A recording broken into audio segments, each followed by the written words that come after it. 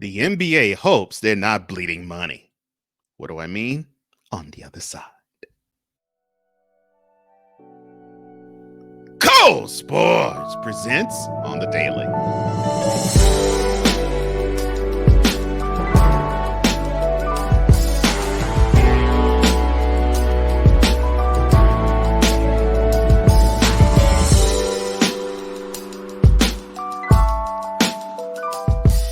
Well, welcome VIP. It is Friday. Cole Johnson live and in living color on the Daily on Tap, presented by Cole Sports. Excuse me for a second.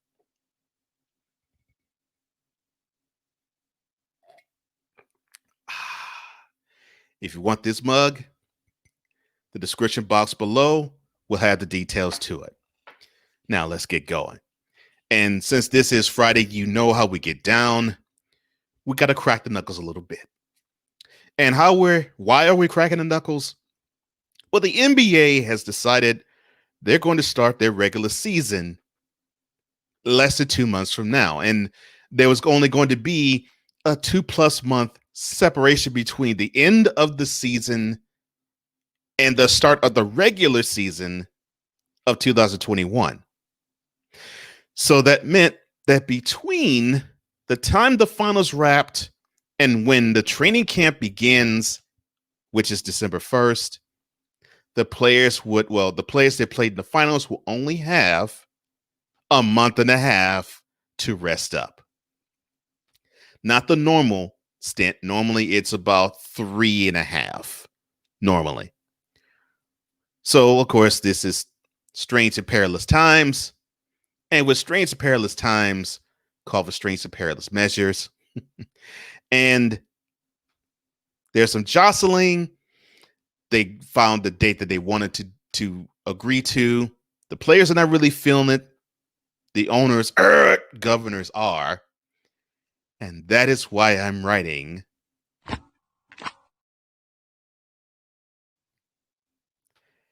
email National Basketball Association. CC NBA fan. Subject email. The sugar ain't so sweet. Body of email.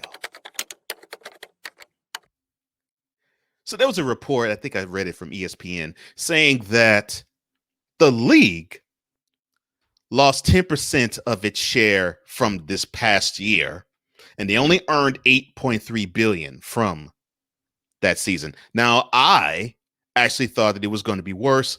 I thought it was going to be lower because remember, before the 2020 season began, we had to deal with the fact that Mr. Daryl Morey, the former,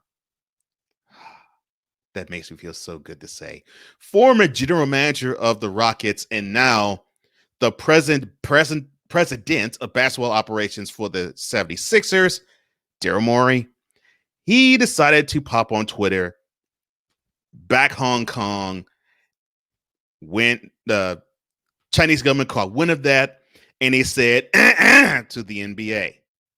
Oh, I'm sorry, I did it wrong. They said, oh, no. To the NBA. And so you got to understand, there's 600 million fans that emanate from China, which is, to me, roughly 4 times as many fans as the US has. By far the biggest fan base that they have. Damaging that meant that I knew a lot of money was going to be lost. So, thinking that it was going to be a huge chunk that was lost, they said it ended up being $500 million. Saying that it was a 10% loss, that meant the league probably lost just a shade under $1 billion. Well, considering how COVID-19 is still rearing its ugly head, this year they could stand to lose more, and they still, even with their start date of December 22nd, stand to lose more. They can stand to lose more than $1 billion. And so why is it that it's urgent that they start right before Christmas? And not necessarily then, but at a time when LeBron James suggested, which was around MLK Day, which was in the middle of January. Well, it's simple. It's money. The more money, the more opportunity, I should say, the NBA can earn money, the better off the league would be. So they saw in the bubble, ratings were down. Some said it was because of the Black Lives Matter stuff that was painted on the court. Some said it was the Black Lives Matter-ish material that was on the jerseys. Some said it was the demonstrations that happened as well. I don't think it was really as much any of those as much as it was just simply put more competition for your eyes. When you get into August and September, normally the regular sports fan is geared up for football. And you don't really think about basketball until October. Seriously, you don't really think about basketball till October. So you saw the games and you were fatigued from it because they started in latter July, but basically August. So they played all of August, all of September, and they played halfway into October. So you pretty much had fatigue from that, and then of course you had people who were concerned about COVID-19 numbers. Oh yeah, and then there is the 2020 presidential election. So there was a lot of things that were transpiring as to why those numbers were not so great, because let's be completely honest and forthright, politics normally takes precedence over sport in terms of focus of the even with the average sports fan, because people think a person is politically motivated by what they believe, how they move, and who is going to help them or who is going to hurt them. So they could bypass seeing a LeBron James penetration down the lane, pause,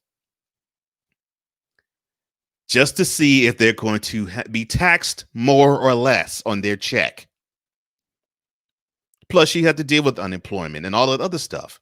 Life sometimes comes at you fast and hard and furious, and it interferes with a lot of sports material.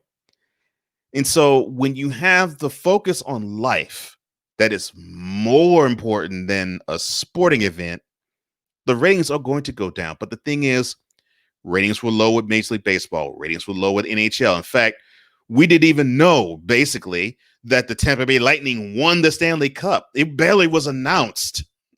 Barely people knew that people were playing in Edmonton and Toronto because they had a bubble situation, much like the NBA did. And NFL, people were saying that the ratings are down there. And NCAA, people are saying the ratings are down there with football. It's just not the right time to really say, well, this sport is making a difference because it's providing an escape. Well, it's providing an escape, but that escape is not enough. And the people are speaking. It isn't enough. And so we get to the 2021 season, and we're not dealing with the bubble anymore. We're dealing with 30 markets, 30 National Basketball Association markets. The question now is begged to be asked.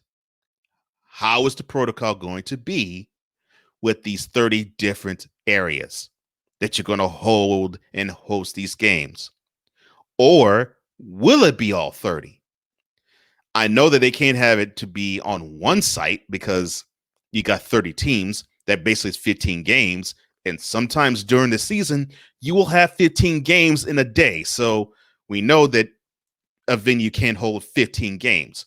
We also know, just like why ratings are down in the NBA, we also know we can't have 10 a.m. games because you're not going to have people watch at 10 a.m.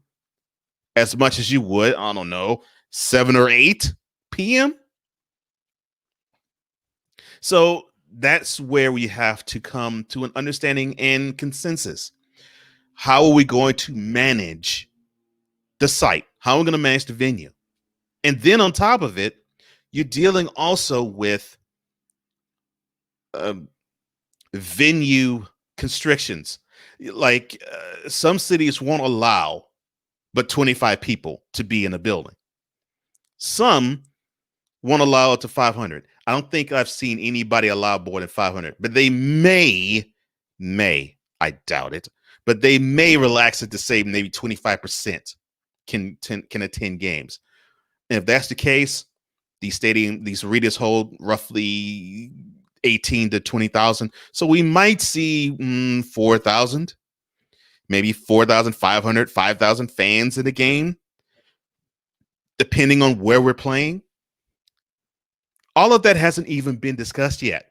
So the protocol has to be done.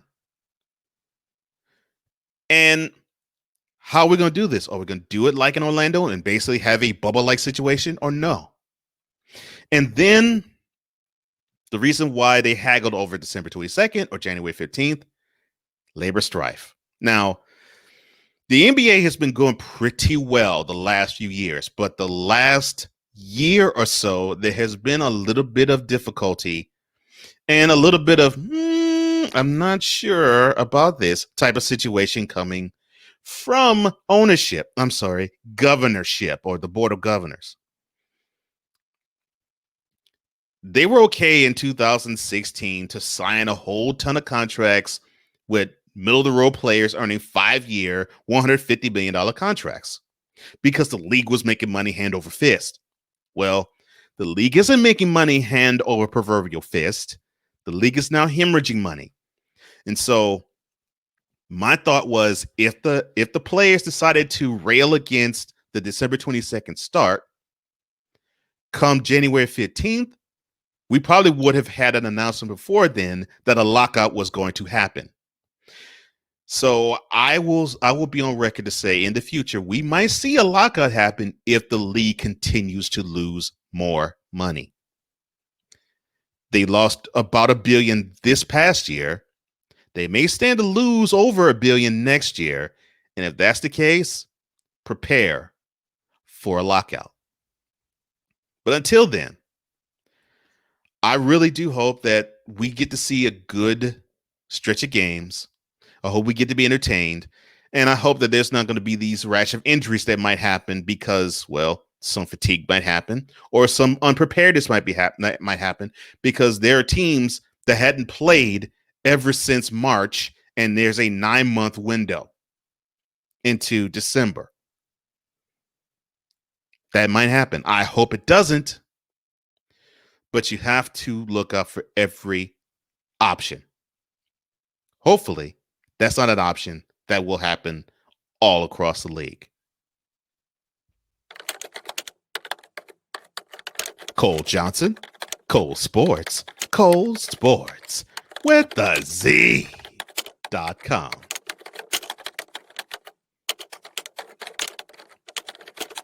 Now, if you want this wonderful shirt that I'm wearing that basically says, "Who is your professional basketball GOAT?" Mine are on this shirt. I know some of yours is on this shirt too. The description is in the description box below, I should say, has all the details to that shirt. And if you think that everything is going to be fine and there should be no concerns whatsoever with the 2021 NBA season, or if you believe that I am right, that there are some concerns and I haven't addressed some that might come up, I want to hear what you have to say, VIP. Like this video and share with the world.